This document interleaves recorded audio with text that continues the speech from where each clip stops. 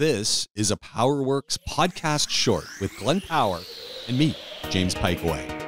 A powered car built in the UAE in Sharjah. I was reading this and I was impressed.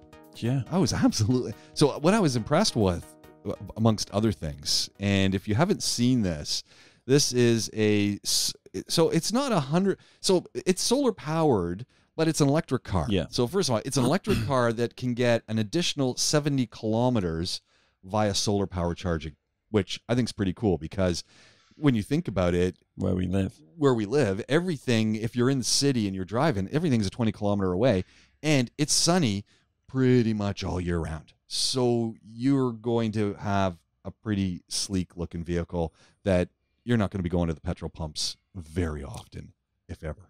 but it's going to be mad money to repair when you have an accident. Well, hold on, it's not a hybrid, so you'll never be going to the petrol pumps. Well, okay, so here's exactly. So let's just run through this cool car just for a second because it is cool So they called it the Lightyear O. Yes. No, here's the first thing. Designed in Sharjah through their science and technology hub, which is really cool. But it's not being built in the UAE. So that's the first thing. It is coming to us from the Netherlands is where it's being manufactured. Designed here, put together in the Lightyear O being put together in the Netherlands. And before you want to get your name all onto the list and say, hey, I need this vehicle, just keep in mind the first iteration that they've got out comes in at a whopping 900,000 dirhams. Yeah, $250,000 or whatever it is. Yeah. But you know what? If you can do 70 kilometers just on your daily solar charging from it being outside. Yeah. Do many people do that? No, I don't. And it says with an average annual yield of 11,000 kilometers. Yeah. Just to work and back. Yeah. I'm thinking for free. For free. For free. You don't have to plug it in. Just it's still kind of a little bit of a joke for some people, but not for a lot. Yeah. Where people are going electric and electricity is now. It's weird, isn't it? Yeah. Everyone's going electric cars. Now all of a sudden there's an energy crisis. Yeah. That's strange. That's convenient. Everyone needs to charge their electric cars. Oh, and all of a sudden electricity is 5 times more expensive than it was 2 years ago. Yeah. Like anyone that into conspiracy theories, hit me up. But this, in theory, will do 625 kilometers on a full charge. Yep. And then an extra 70 in an average day of being in the sun. Yeah. The other thing is it looks cool. Like it does actually. It's really sleek, isn't it? I know it's called. Can't see any panel gaps or anything. No. It's really, really smart. It's made in the Netherlands, put together in the Netherlands, which I thought was kind of interesting too, because when I think of car assembly manufacturing, I don't think of the Netherlands. Some weird cars come out of Holland, though. Yeah. Well, Is it the Fiskars that were out of Holland? Okay. There we go. So it makes sense. Sharjah Research Technology and Innovation Park, Hussein Mohammed Al Mahudi is who's talking about this. And again, Sharjah doing some cool stuff. And they're going to partner up with the universities to do the testing and the R&D on it, which is really cool. Yeah. And the 500 units that they initially said they would make have sold out. Yeah, 160 kilometer top speed. Look, I mean, who goes 160 kilometers? I know there's people going, James, I don't think I get up above 120 in my vehicle. I'm not even sure it goes faster than 120.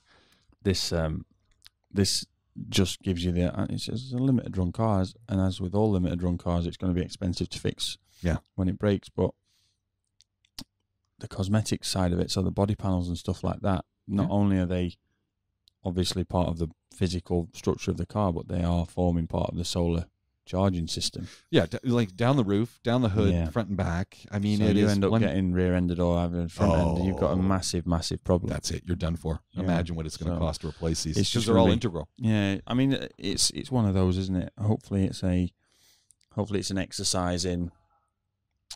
This is an idea. Let's make it, and the next time, it becomes a lot more cost-effective and a lot cheaper for people to buy. So, part 2, 2024, 2025. They're saying they're going to be coming out with the next edition, the more affordable range, and it's going to be the Lightyear 2, $30,000 to $35,000 price range. I remember someone else saying about a $35,000 EV, and that never happened, did it, Mr. Musk? So 50,000, aren't they? yeah. So that's what they're saying. They're hoping. We'll see. We'll see. Yeah.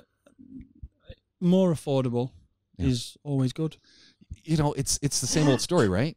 And this is exactly what Mr. Musk did. And hats off to Mr. Musk because he pushed everyone. Now you got solar cars coming out. We got solar power is a big issue. Yeah.